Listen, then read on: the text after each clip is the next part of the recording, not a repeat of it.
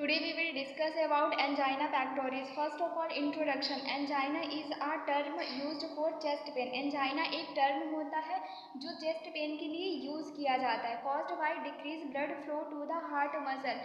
angina जब heart muscle को blood flow decrease हो जाता है उसकी वजह से होता है. जब हार्ट की मसल में ब्लड फ्लो कम हो जाता है उसकी वजह से angina मीन्स कि चेस्ट पेन होता है. Angina is a symptom of a CAD. Angina एक सिम्टम होता है कोरोनरी आर्टरी डिजीज का. It is a described as a pressure. इसको हम डिस्क्राइब कर सकते हैं कि यह एक प्रेशर होता है, हैवीनेस होता है, स्क्वीजिंग होता है, टाइटनेस और पेन इन चेस्ट है. इसको हम इस प्रकार से डिस्क्राइब कर सकते हैं कि एंजाइना एक प्रेशर होता है, हैवीनेस होता है, स्क्वीजिंग होता है, टाइटनेस होता है और पेन होता है चेस्ट में.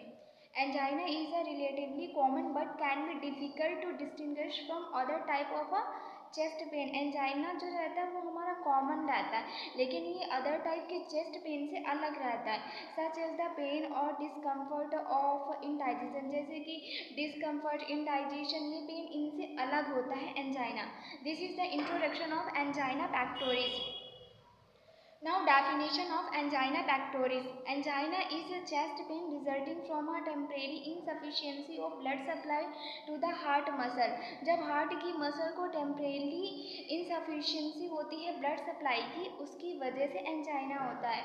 मीन्स कि हार्ट की मसल को सफिशिएंट ब्लड सप्लाई नहीं मिल पाती उसकी वजह से एंजाइना होता है. This is the definition of angina. Now types of angina. First is a stable. Increase O2 demand. यह जब O2 की डिमांड बढ़ जाती है मीन्स ऑक्सीजन की डिमांड बढ़ जाती है उसकी वजह से होता है. Short duration and easily relieved. थोड़े टाइम के लिए होता है और आसानी से इसको ठीक किया जा सकता है. उसे स्टेबल एंजाइना कहते हैं. और second one is the unstable. During rest chest pain. Rest के टाइम पे चेस्ट पेन होता है. सीवियर लॉन्ग लास्टिंग, लंबे टाइम के लिए होता है. नॉट रिलीव्ड बाय रेस्ट और मेडिकेशन. रेस्ट या मेडिकेशन लेने से ठीक नहीं होता है. That is a unstable angina. Third one is a variant. No evidence of a chest pain but ECG changes reflect ischemia. ECG करने पर इस्चेमिया शो होता है. मीन्स कि इस्चेमिया की वजह से वेरिएंट एंजाइना होता है. And the fourth one is a nocturnal. Occurs at a night during sleep. और ये नाइट में होता है स्लीप के टाइम पर. Fifth one is a decubitus. When patient rest up after line. जब पेशेंट लेटा होता है और उठता है तब चेस्ट पेन होता है. Sixth one is a post infarction after myocardial infarction. Myocardial infarction के बाद जो चेस्ट पेन होता है एंजाइना होता है उसे पोस्ट इन्फ्रैक्शन एंजाइना कहते हैं. These are the types of angina. Now causes of angina. There are two main causes for this. Angina के लिए दो मैन कॉजेज होते हैं. First is a decrease blood supply in a heart. जब heart में blood supply कम हो जाती है. Increase O2 demand in a heart या फिर ब्लड डिमांड इन हार्ट. जब हार्ट में ब्लड की डिमांड बढ़ जाती है उसकी वजह से हो सकता है. First is a decrease blood supply in heart. किस किस वजह से हो सकता है. कॉजेज क्या होते हैं. डिक्रीज ब्लड सप्लाई की हार्ट में. कोरोनरी आर्टरी डिजीज की वजह से ब्लड सप्लाई कम हो सकती है हार्ट में. Circulatory disorder for example aortic wall stenosis हो गया. मीन्स कि नैरो हो गई aortic wall. Aortic aneurysm. Distension of coronary artery lumen. Blood disorder for example severe anaemia. Hypoxia, decrease oxygen level in cell and tissue. Second one is increase blood demand in heart. Heart में किन किन causes की वजह से blood supply की demand बढ़ जाती है. एक्सेसिव एक्सरसाइज की वजह से हार्ट में ब्लड की डिमांड बढ़ जाती है. एक्सेसिव फूड इंटेक की वजह से, एक्सेसिव इमोशनल लेवल की वजह से हार्ट में ब्लड की डिमांड इंक्रीज हो जाती है. And third one is others. Hypertension की वजह से, some other heart disease. These are the causes for angina pectoris. Now we will discuss about pathophysiology of angina pectoris. Due to any cause, किसी cause की वजह से होगा. Means कि heart में ब्लड सप्लाई की डिमांड बढ़ जाए या ब्लड सप्लाई की ब्लड सप्लाई कम हो जाए, उसकी वजह से होगा, उसकी वजह से increase O2 demand in a body, body में ऑक्सीजन की डिमांड बढ़ जाएगी। इंक्रीज हार्ट रेट, ऑक्सीजन की डिमांड बढ़ने की वजह से हार्ट पर वर्कलोड बढ़ जाएगा। Heart needs more blood supply, और वर्कलोड बढ़ने की वजह से हार्ट को ज़्यादा से ज़्यादा ब्लड सप्लाई की ज़रूरत होगी। Then coronary artery dilate and supply more blood to heart, जब हार्ट को ज़्यादा ब्लड की सप्लाई की नीड होगी तो कोरोनरी आर्टरी डायलेट हो जाएंगी और ज़्यादा से ज़्यादा ब्लड को सप्लाई करेंगी।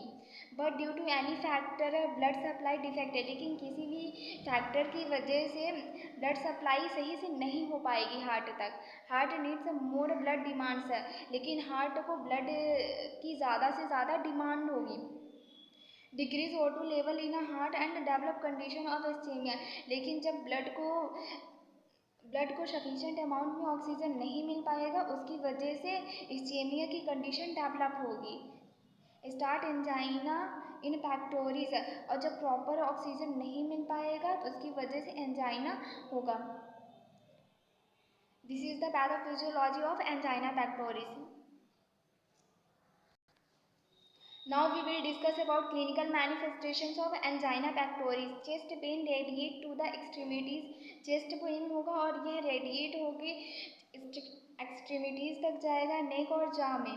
पेलर और कोल्ड स्किन हो जाएगी, डिसएपनिया होगा, शॉर्टनेस ऑफ ब्रीथ होगा, nausea, sweating, feeling of suffocation means घुटन होगी, increase and decrease blood pressure, tachycardia, pulse rate more than 100, palpitation होगा, rapid and irregular heart rate, dizziness, pressure like a discomfort, squeezing and tightness feeling in a chest. These are the clinical manifestations in case of angina pectoris. अब हम देखेंगे characteristics of a chest pain. Location कहाँ पर chest pain होता है, means कि angina होता है। टू लेफ्ट ऑफ स्टर्नम के लेफ्ट में होता है। सीवियरिटी माइल्ड टू मॉडरेट हो सकता है। ऑनसेट में क्विक और स्लो हो सकता है। रेडिएशन जनरली इन नेक में होगा, लेफ्ट शोल्डर में होगा, अपर लेफ्ट आर्म में होगा and downward fourth and fifth finger में होगा। सेंसेशन बर्निंग होगा, बर्स्टिंग होगा sensation. Patient have a gas problem भी होगी एंड इनडाइजेशन भी होगा। Sixth one is a duration less than 5 minutes, 5 minute से कम होता है। These are the characteristics of a chest pain. Now we will discuss about diagnostic evaluation to diagnose angina pectoris. Characteristics of chest pain, chest pain का duration देखेंगे, severity देखेंगे, ये सारी characteristics हम देखेंगे। ECG हम देखेंगे, उसमें ST एलिविएट रहेगा। Nitroglycerin test, patient feel relief after taking nitroglycerin. Coronary angiography करेंगे, इट शोज CAD, इससे कोरोनरी आर्टरी डिजीज का पता चलेगा। Cardiac catheterization, it shows blocker site of coronary artery, cardiac catheterization की वजह से कोरोनरी आर्टरी में कोई ब्लॉकेज है, इसका पता चलेगा। These are the diagnostic evaluations to diagnose angina pectoris. Now complication, myocardial infection हो सकता है, हार्ट फेल्योर हो सकता है। These are the complications. Now we will discuss about management to manage angina pectoris. Angina pectoris को manage करने के लिए हमें क्या क्या करना चाहिए। First is a medical management. First one is a vasodilator, vessels को डायलेट करने वाली दवाइयाँ देंगे।